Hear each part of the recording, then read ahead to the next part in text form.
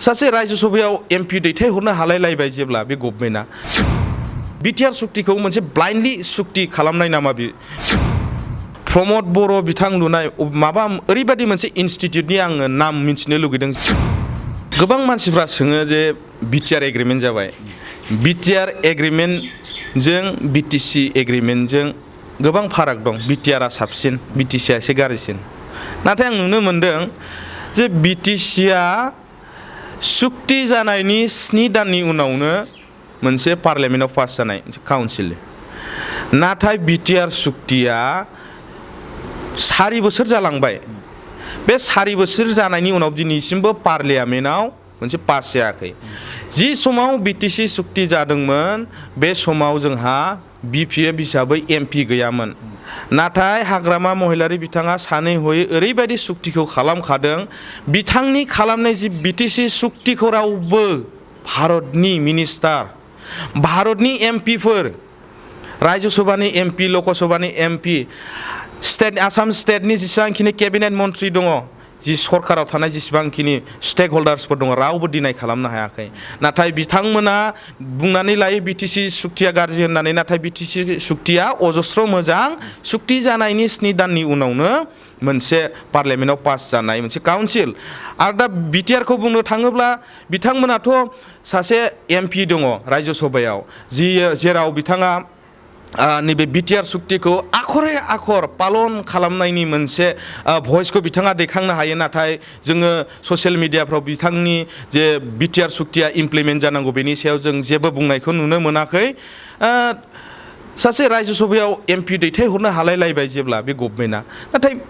बै BTR सुक्तिखौ पार्लियामेन्टआव pass खालामनायनि खोथाखौ मानो बुंनो हायासै फालाय? दा बेयाव एसे डाउट दङ ना बिटिआर सुक्तिखौ मोनसे ब्लाइन्डलि सुक्ति खालामनाय नामा बे सुक्तिया। दा दाख्लैसो 10टा कलेजखौ आं सिगाङावबो बुंखाबाय जे 10टा कलेजखौ प्रभिन्सियेलाइज खालामबाय होननानै डिक्लेयार होबाय बिथांमोना, नाथाय जेबो आसाम स्टेटनिफ्राय लिरनानै हरबाय जे बे कुनु प्रकारै बियो प्रभिन्सियेलाइज जाया होननानै। दा बिथांमोना मा अबस्थायाव दङ बेखौथ' आं बुंनो थांला जानांगौ। गोसोआव जोबोद दुखु, माने हांमाफ्रा थाबाय बिथांमोननियाव जे दा बैफोर बिटिआर सुक्तिनि जिमानखिनि जानांगौमोन आखरे आखर 10%बो आं जानाय नुवाखै। इनि बर्मा बायदियाव UN ब्रह्म बिथांनि नामाव जे सेन्ट्रेल इउनिभारसिटि मोनसे गायसननायनि मोनसे एजेन्डा दंमोन, सुक्तियाव लिरनाय दंमोन, नाथाय बे जेबो माने मावफुंजायासै। दिनैसिमबो मोनसे रिबन हानायनि मोनसे खुन्थिया गायसंनानै जेबो मावफारिया जों नुनो मोनासै। नाथाय बिटिसि सुक्तियाव जोंना हाग्रामा महिलारि सारनि जे सुक्ति खालामनाय बिटिसि सुक्तियाव ओरैबायदि दंमोन जे CIT गायसननांगौ, बे CITआबो गायसनजाबाय। भारतनिनो deputy prime minister LK Advani बिथाङा फैनानै बे खुन्थियाखौहाय गायसनलांबाय आरो दिनै गोबां फरायसाफ्रा बेनिफ्राय स्टाडि लागासिनो। आं बेखौसो कुइसन खालामनो लुगैदों, प्रमद बर' बिथां लुनाय माबा ओरैबायदि मोनसे इनस्टिट्यूटनि आङो नाम मिथिनो लुगैदों जेराव जोंनि माखासे लाइमोनफ्रा फरायनो हायो, देखायनो हागोन नामा? दा बिथांमोना क्रेडिट लायो Kokrajhar medical college and hospital, बेखौहाय गावसोरो लाबोनायनाय, नाथाय बेयो गोदो BPF सरकारनि समावनो जाखानाय। दा बिटिसि सुक्ति आरो बिटिआर सुक्तिनि गेजेराव गोबां फाराग दं। जोंना सुक्ति हिसाबै बिटिसि सुक्तियानो साबसिनमोन आरो बे बिटिसि सुक्तिनि दारै जोङो 6 सिडिउलखौ मोननो हादों आरो बे बिटिसि सुक्तिनि दारै जोङो जोंनि बर' रावखौ 8 सिडिउलनि मोनसे लेंगुवेज हिसाबै जोङो थिसनथाइ मोननो हादों आरो जोङो APSC UPSC बायदियाव दिनै जों अपसनेल साबजेक्ट हिसाबै जों गनायथिनाय मोननो हादों। जोङो दिनै PhD खौबो जोङो बर' आयदायावनो जों खालामनो हादों। दा बिटिसि सुक्ति जुदि सिगांग्रो जायामोनब्ला जोंनि हारिया गोबां खैफोद दंसैमोन, नाथाय बिटिसि सुक्ति जानायनि उनाव गोबां बर'फ्रा बासायजानायखौ मोननो हादों। नाथाय बिटिआर सुक्ति जानायनि उनाव मा जाहैखो, गासिबो बुस्थुआनो उनफिनजोब्बाय। दा फारागा बेनो।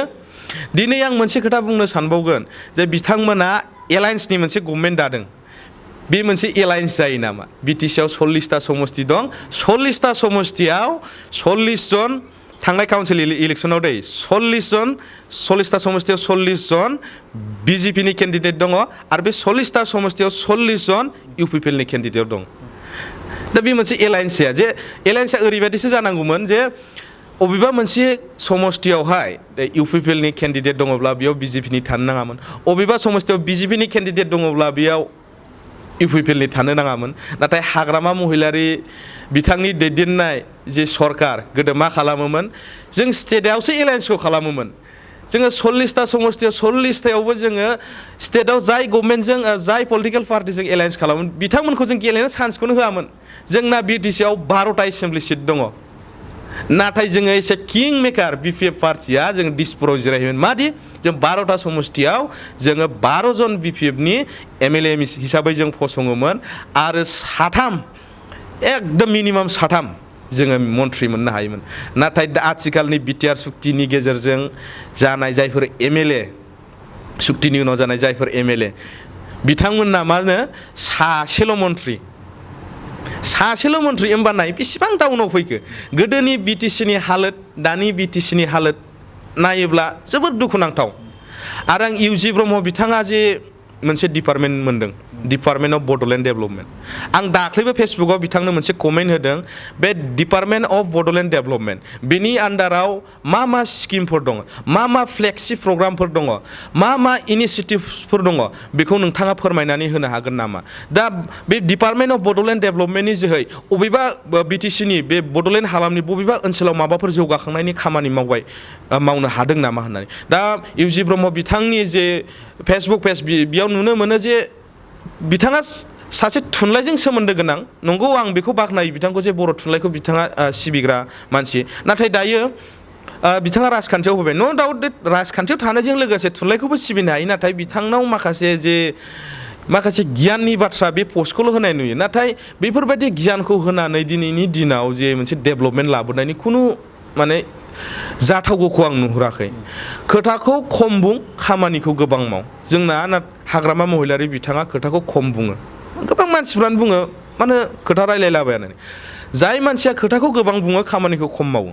नाथाय हाग्रामा महिलारि बिथाङा खोथाखौ खम बुङो खामानिखौ गोबां मावो आरो बेनिखायनो दिनै BTC नि महरा बेफोरबायदि दा दिनै BTCआ ओरैबायदि मोनसे पावारफुल हाग्रामा महिलारि दैदेननाय जे BPF हानजा सरकार दानानै मोनसे ओरैबायदि गेरेमसा BTC दाबाय जेराव जे कुनु सेपारेट स्टेटआनो इन्डियायाव बिदि मा होनो गेस्ट हाउस लुनो हायाखै नाथाय हाग्रामा महिलारि बिथाङा खम समनि गेजेरावनो गोबांथार गेस्ट हाउस लुनो हाबाय जेराव जोंनि BTC निफ्राय थांनाय माखासे सुबुंफ्रा खैफोद आफोद जायोब्ला बैफोरबायदि गेस्ट हाउसावनो थाथ'नानै गावखौ खैफोदनिफ्राय बासायजानाय बेखौ मोननो हायो नाथाय प्रमद बर' बिथाङा आसामनि बाहेराव दिनैसिम मोनसेबो गेस्ट हाउस लुनो हायाखै हाग्रामा महिलारि बिथां लुनाय गेस्ट हाउसाव बिथाङा जिरायनानै आराम लेक्सार मारिबाय थायो बेखौ नायोब्ला नुनो मोनो गोबां फाराग दङ दिनै बिथांमोना CSB बर्डनि जि आथिखालनि थासारि हाग्रामा महिलारि बिथांखौ केस होदों होननानै बुंबाय थादों दाख्लै बिथांमोना दाफिनबाय नाथाय बे बुस्थुआ गभर्नरनि मोनसे एप्रुभेल गैया दिनैसिमाव सेन्ट्रेल सेलेक्सन बर्डनि थ्रुयै साबेसे मानसिनो साख्रि होनो हाखो आंनो बेखौ नांगौ दिनैनि दिनाव प्रमद बर' बिथाङा बेखौ रोखायै आंनो बा गासै BTC नि रायजोफोरनो फोरमायनानै होनांगौ दा बिथाङा खुगायाव जोबोद गोदै बुङो नाथाय खामानियाव मोनसेबो गैया दा दिनैनि दिनाव रायजो राजाफ्रा बिथांखौ एसेबो गनायलिया आरो BTCआव BPF खौनो मोनसे सेन्सुरि सालायनो थाखाय स्कप होनो थांगासिनो दङ